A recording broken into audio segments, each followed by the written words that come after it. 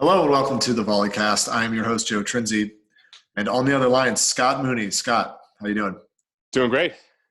All right. Scott is a club director, Cherry Hill Volleyball Club in New Jersey, and he's also somebody who thinks really deeply about issues and the world at large, and he loves, we were just having an off-air discussion just kind of about all of the current events and how it's going to affect all aspects of our life, but what we're really interested in is how it's going to affect juniors volleyball.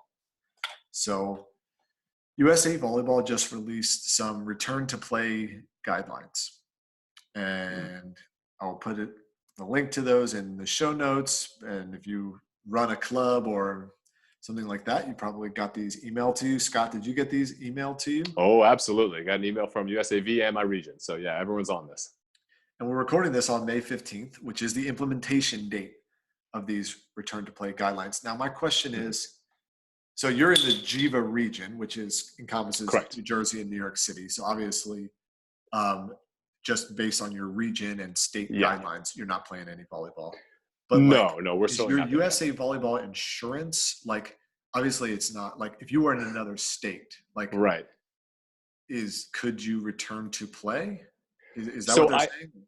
I mean, I think that basically what they're saying is that USA will now begin to sanction activities again. Okay. So, that's going to come from the regions, I believe. So I think there still is a chain of command, but USA as an organization is now saying that they will sanction activities going forward. Now, obviously, I think if you read through the guidelines a little bit as I did, they said which guidelines you to follow. And, the wording was the most stringent of federal, state and local. And clearly in the GEVA region where we are New Jersey and New York, we are not getting any kind of clearance to do that at any of those levels. I guess state would be a no, local would certainly be a no. The federal, I think, I don't know, I'm just trying to figure that out, I think, together. So I do believe that if you are in a region where you can comply to your local and state guidelines, that USA would then consider sanctioning events. However, we are not, and GEVA is not. So we do not currently have insurance under USA Volleyball. Yeah. That was my understanding of it as well. Mm-hmm. And it seems there's a little bit of, there's a little bit of CYA going on here, which I think is the case for any large organization. Mm-hmm. I think that USA Volleyball's, I think that this is actually an area where having there's a lot of the regional bureaucracy about USA Volleyball that's, I think, not great. And there's some regions that are clunkily run and have lost membership and stuff like that. But I actually think that this is one area where, in my opinion, USA Volleyball probably should just go ahead and cancel. Well, I think that they would like to cancel nationals. We've talked about that before. Yeah, I think they're in a tough spot. I get it. Yeah.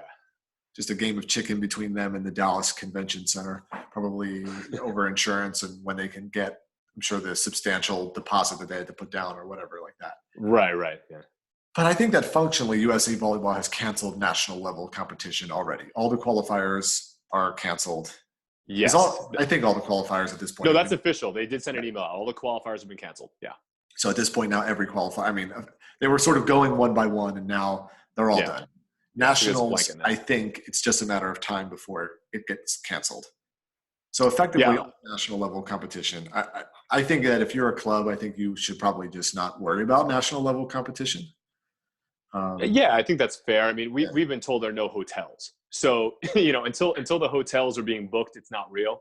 So we'll see. And I think that what they're trying to do now on a regional level is basically say, we don't want we were talking about Tesla, offline, and there's stuff they're doing with their factory. I think they're trying to avoid a Tesla situation where, on a local level, people are saying no, but on a national level, people are saying yes. So I think that's why they're sort of using that statement where it's like, hey, everything's you got to check all three boxes and then we'll consider it. So, yeah. So in the GEVA region, you're a long ways away from playing. Yeah. Certainly a long ways away from playing. You're also a high school coach, and there's maybe a possibility of some return to play for a high school season. We've talked about that on a previous podcast episode. Is there anything in this document that you find informative about you're thinking as a high school coach? Does it? Yeah. I mean, I think there's a couple things, that I noticed right away. So I think the first thing that was interesting is right at the beginning, they have these risk categories. And they have low, medium, and high. And low is I'm playing volleyball with my family in my house. And, I think that we all agree it's pretty low risk. And, hopefully by now we've all been, isolating ourselves and distancing, and, everyone in our insular family is healthy. Medium is I'm playing with my insular family, but I'm now in a public place. So I go to a park maybe and I'm playing volleyball. So maybe I have a great family who, everyone was a pro volleyball player and we're going out, we're playing some serious doubles out there or whatever it is, and then you jump to the high risk category, and that's everything else. So as soon as you interact, with another player or another coach or person outside of your family, USA is classifying that as high risk. And I think that's important to note is that, yes, are there a million shades of high risk? Absolutely. I think that we talked previously about going to a massive convention center. And if there's no changes there, that would probably be like the highest of the high risk, right? And maybe playing with 3 of your high school teammates, playing beach volleyball in a park on a court you set up and you don't interact with anyone else, that's probably the lowest of the high risk, right? And then everywhere in between is coaching individuals, coaching team play, coaching a real practice, having a tournament. There's going to be levels. But they kind of put that blanket out there and say, hey guys, if you're not by yourself with your family, you are taking a risk and you need to know that. So I think that was the first thing that I actually appreciated that they put in there, because it is a risk. And I think people need to understand that going to a one-on-one training session is fine. Like maybe I come to Joe and, hey, Joe, you're a great coach. I want to learn how to hit my jump serve a bit better. But how many other people are you coaching? I don't know those things. And I think that brings some risk. So I think that's the first part, is kind of overall risk assessment. And the risk now is high. And that's just kind of the reality of the situation we're living in. So that was the first thing. Yeah, I couldn't agree more than that. I think that there's so much of an attempt to try to, as you said, like parse out levels of high risk. Right. And to me, it's all a bit silly. Like when I read about these, a convention center, you're going to only go on every other court. So you have 20 feet between courts. And I even think, and I think that you might differ on this, but like things, well, we're not going to shake hands or something like that. Yeah. To me, I see all of these things as kind of like a security theater, meaning I think that the way you just said it puts it more clearly than I've been able to state it. You're just talking about different shades of high risk. That's all it is. Yeah. And to me, it's sort of a little silly. I think there might be 2 different shades of medium risk, although in modern club volleyball, maybe there isn't. Because in modern club volleyball, what's the mileage radius for where kids that you're drawing from? As a rough ballpark, where are the furthest few kids driving away from? 50 miles away? Not even for us. I mean, because remember, we're in a pretty dense area population-wise. So being in Cherry Hill, we're probably going to Northeast Philly on the high end, going and then out to the shore. We have a couple kids that come from the shore, and then a couple kids from like South Jersey that might be 20 miles. Okay. But how many different high schools? A fair amount. We do draw from a lot of different high schools. 5, 10, 20. Yeah. I mean, I would say like school districts, probably 20 to 30. Yeah. So you're talking about you're drawing kids, and you're talking about, I'm a dense area, and I don't draw kids from that far. But you're still talking about 20 to 30 different schools. And that's probably minimal. I might be underestimating that. Yeah. So, and I think that some clubs that are in even a bit more out of a population center could be even drawing from further away. Oh yeah, absolutely. So what I'm saying by that is, the 2 shades of medium risk that I see is like, okay, you're playing in a public place with your family, and you're playing in a public place like your neighborhood park with other people from the neighborhood.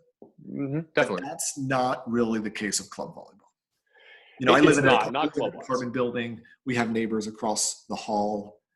To some extent, if they get it, we're going to get it. Like we come in and out of the same entrance. We touch the same banisters. We're not high risk, so we're not wearing gloves or something like that. Like somebody would probably do.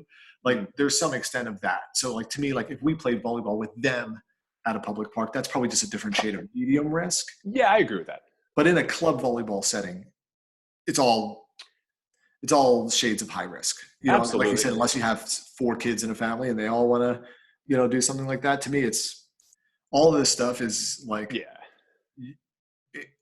you're trying to make yourself feel better about a high risk activity. Yeah, definitely. And when we start getting into it, what affects the individual level, because there were a couple of things I found that I thought were pretty relevant. So the first was, all players wearing a mask. This is the individual guidelines, right? So there's individual guidelines. club facility guidelines and then event venue guidelines, like, big ticket, Yes. things, right? And the first part is that they're telling kids, don't shake hands, not only with the other team, but reduce huddles and high fives on your team. Right. And, that's interesting because that's something as coaches, we all try to promote that team environment. And, hey, lots of high fives, Golden State Warriors, they were, hey, measure the high fives, right? We all remember that. Yep. And so we want lots of high fives. We want everyone arms on arms in the huddle, all those things. And now it's like, well, no, don't shake your opponent's hand, take that off the grid. But also don't shake your teammates' hands. Don't high five them. Don't huddle up. Don't get within 6 feet of your coach.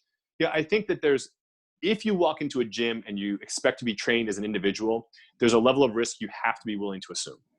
And that's, I think, the basics behind this, because the other things, don't touch face, eyes, hands, mouth, okay, great. Good luck. You're going to touch your eye when you're playing volleyball because something's in your eye. You're going to do it. Right. With the other ones I saw out there, wash all the gear, hey, that one might actually work. I wrote you in the email I sent you. Kids are going to have to wash their knee pads finally. So that might be the one silver lining. We're taking a silver lining there. Yeah. And then, keep a contact list of everyone you come in contact with. That works to a degree, but let's say we're running small group sessions at our gym for club, right? Well, you might walk in the gym with 3 people, but how many other people walked in the gym that day? Because it's like you said, it's going to be the banister or the door handle or the whatever, or it's just in the air because someone coughed 15 minutes ago or whatever. I don't know what it will be, but it's not going to be someone, licking your eyeball. Like that's not what we're afraid of here, Right. So I think that there's some risk there. And I think these are all smart guidelines. I think these all make sense and we need to start thinking about them this way. But I don't think that they will prohibit you necessarily from contracting this thing. Oh, yeah. I think that, as you said, I think that I think there's 2 things. Like we said, like everybody has sort of become an amateur epidemiologist these days. Mm-hmm. And I think so, and I even see it a little bit in this document is like, everybody wants to come up with their own solution that's going to cure coronavirus. You know what I mean? Or stop the spread. And like, to me, it's like, well, you have one solution, which is you're going to be kind of in isolation. Yeah. And then you have everything else is going to be some degree of is going to be on the order of magnitude of high risk. Yeah, of course. Yeah. The thing that I think is missing from these guidelines is there's no sort of geographic or neighborhood linkage, meaning I would argue that it's probably significantly, I don't know, maybe responsible or dangerous, or whatever proxy you want to use for. If I go in and I do a 4-person game with 3 other people, and they all come from we'll use school districts as a proxy for geographic areas. So I play with 3 kids from 3 other different high schools. I would say that's quite a bit different than playing with 4 kids and we all live on the same street. Yeah, I would agree. In terms of spread, maybe that's my attempt to play amateur epidemiologist there. But that's the one thing that I feel like was lacking. And that's a little bit difficult, I think, from USA Volleyball. And I think that's a little bit of one of the challenges of youth sports, especially how youth sports has changed over the past 20 years. The fundamental breakthrough of club volleyball is now I'm not stuck playing with these schmucks from my school. I can go. I mean, that's kind of the fundamental thing of club volleyball in the beginning is sort of the all-star team concept. The all-star teams, trying to go to that next level of play for sure.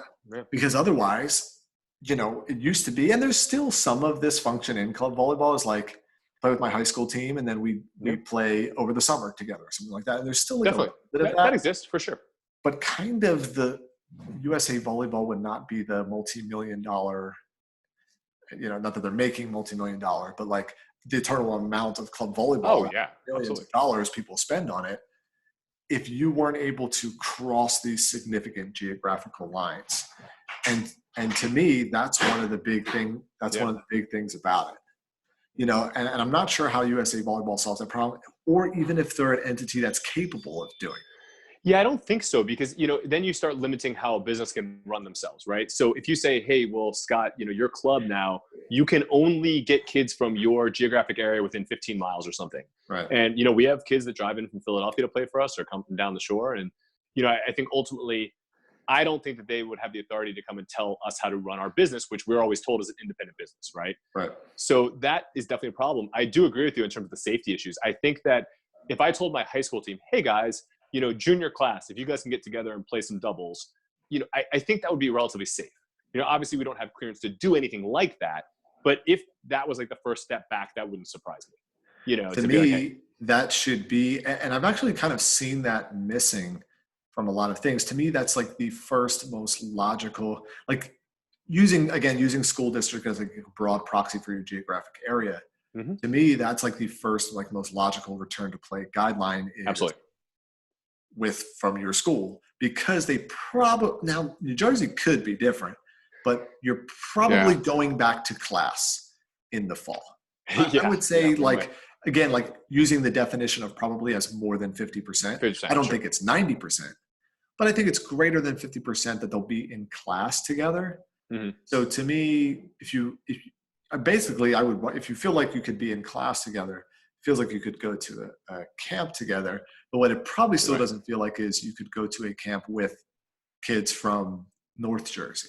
Like that maybe seems. I would agree. I don't know that we would be like really anxious to go up and play someone in Bergen County right now, for example. That's a tougher ask. And, then there's some questions. We started looking through the clubs and facilities thing where, what do you do in an actual event? What do you do in the space, right? Because that starts to be interesting. What is your role as a club director or a coach who's facilitating that, right? So yes, we know the players aren't shaking hands. And I thought one thing that was interesting is they were saying no switching sides of the court. So as long as there's no, I think it was a clear definable advantage or something they wrote, that you wouldn't switch sides. And that's interesting because I'm sure there'll be a few arguments over who wants, what's clear and definable, right? You walk into a gym if you're, there's lights on one side or there's whatever. But in general, I think that all makes sense. You've got to provide hand washing. You got to do all these things. But really where you get down to it is now, can you limit the number of external parties in the gym? And, we have in our club, we might have a practice going on and we might have 4 coaches in that gym on 2 courts, but we might have another 3 that just stop by to say hi, and maybe that's not going to happen anymore. We'll have parents come in and observe practice or games even. I think the most logical thing to eliminate early is, and I've heard a lot of different things through a lot of different people about what high school volleyball might look like. But even club is no fans at all, no spectators. So if you had 2 coaches, 12 players, 10 to 12 players, and that's it, in high school, that would look like varsity only, so that you can space it out on the bus and whatever. But I do think that once you sort of say, hey, we're going to school, the transmission risk is already super high at that point. Right. So I think getting on a bus with kids and driving to another school, the risk is you bring it to another school or getting it from another school and bringing it back. I think the insular risk between players on the bus is like already been sort of thrown out the window because you're already in school, and if there's no school, there's no sports. So I think that'll be interesting. And then, they're talking about, I think from a club director perspective, the 2 things I saw in there that were really interesting to me was, number one, so we've got to modify drills and limit people in the gym. So that takes some thought process. We're going to be having some long talks about how we need to run our drills and what we need to do to reduce contact point. But then it's also verifying that everyone's symptom free. Okay. So I think most people are thinking thermometer. That's what most people are thinking. And that's probably correct. And the last part is, you have to maintain the disinfecting your entire place during practice. And that's where it gets sticky because we hit volleyballs and volleyballs get picked up by other people. And I don't know, I think that's where you sort of get to the part where I'm not sure that anyone can actually maintain that in what I would consider a real practice. Yeah. I think you could do it in a one-on-one session. I think I could come work with you and you could coach me up and then we pick up all the volleyballs and clean them off together. And then I walk out and someone new walks in. I think you can do it in a one-on-one situation. But I will tell you right now, if we can only run one-on-ones, we can't afford our gym anymore. Right. So, we need to get teams in the gym and, to make it worthwhile for the hour that we spend there to rent. Right. To me, one of the things I thought was interesting in this guideline, maybe based on our time, this will be the last thing that we hit, but sure. Yeah. Like you said about the guidelines for clubs and facilities, where was it at? Okay. Designate an event management team. Saw that. I wrote it down too. Including a licensed medical director. Yeah. Mm-hmm. I'm a little ensure the facility has a comprehensive ingress and egress plan. Is coronavirus coming in the front door and we have to leave out the back door? Some of this stuff I feel like here's the stuff that I'm a little leery of this. So much of this, and to me, so much like, I read, I think we talked about this, check on the Volley Talk, and, and talking about NCAA volleyball. And, I hear people say, oh, that's it. Volleyball season's over, or this or that. Mm-hmm. And I say to those people, volleyball is not over. It is entirely possible that volleyball, in the terms of this large managed top-down bureaucracy, 175 teams at a convention center at one time, et cetera. Yes. That may be over. And to me, one of the things that I would like USA Volleyball to do, that I think they could provide a little leadership that I don't see, is kind of touching back, is like the neighborhood game is going to be safer to resume much earlier. We live right up the street from a YMCA. Okay. Mm-hmm. So to me, it is entirely plausible. And then, again, this is why I said there's a whole lot of shades of high risk, but I think there's potentially 2 shades of medium risk. Mm-hmm.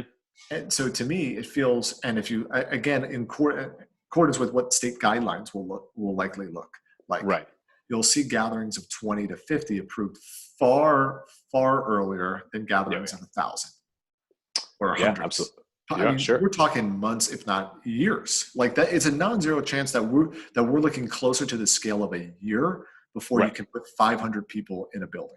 Oh yeah, yeah.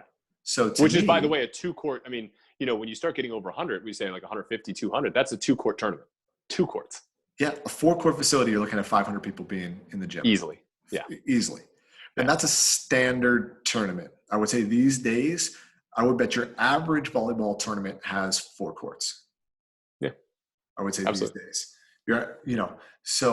But like I said, the YMCA up the street from me, it's your standard small YMCA. It's got 1 basketball court that you could put. I don't know if you could even put 2 volleyball courts. Maybe you could.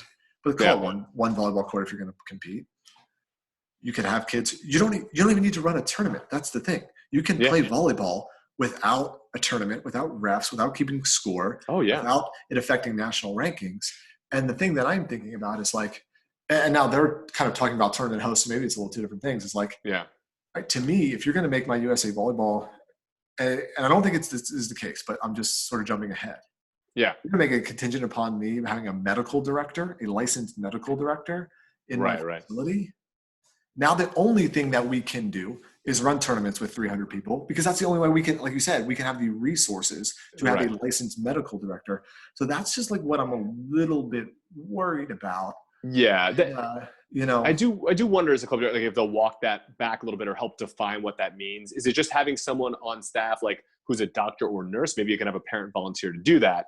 But I don't exactly know what a licensed medical director is or how to find one. That one, I definitely read that and was like, okay, that's going to take a little research there. What I can guarantee you is there will be some sort of company that will be able to give you a medical director's license for just a couple $100 and a few hours spent watching their webinar. Absolutely. Pretty confident of that. Yeah. And, the other thing is, I know we're closing quick, but there were a couple things in there that will actually change the way the game is played a little bit. So switching sides is one.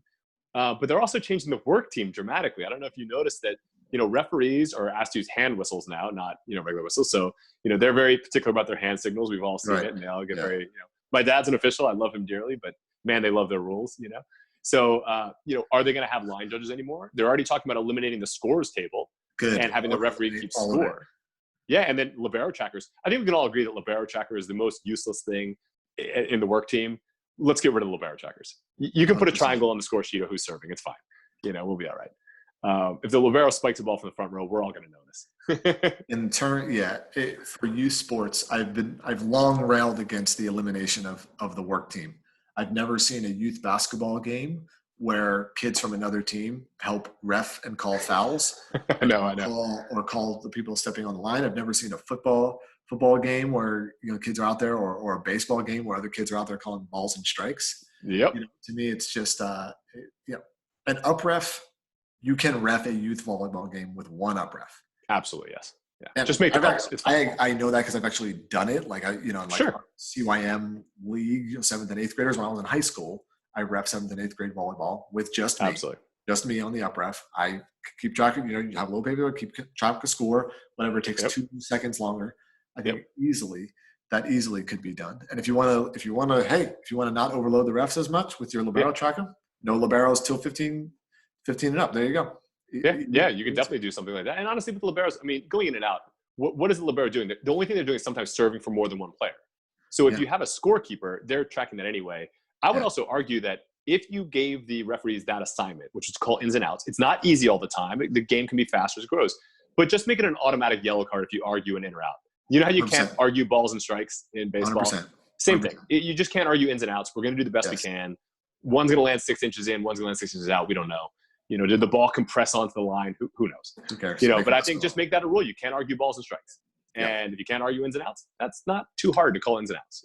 I couldn't agree more. Yeah. Couldn't agree more. All right. Well, we'll see how the developments happen, and maybe in another few weeks we'll catch up on this and see how things are developing on the juniors level. Well, the next thing to look for is nationals, right? So I think we all got our eye on nationals, and we'll see if it becomes official. We'll have a podcast when nationals is officially canceled. Maybe how about that? Sounds like a plan. All right, Scott. Thanks for joining me. Take it easy, bud.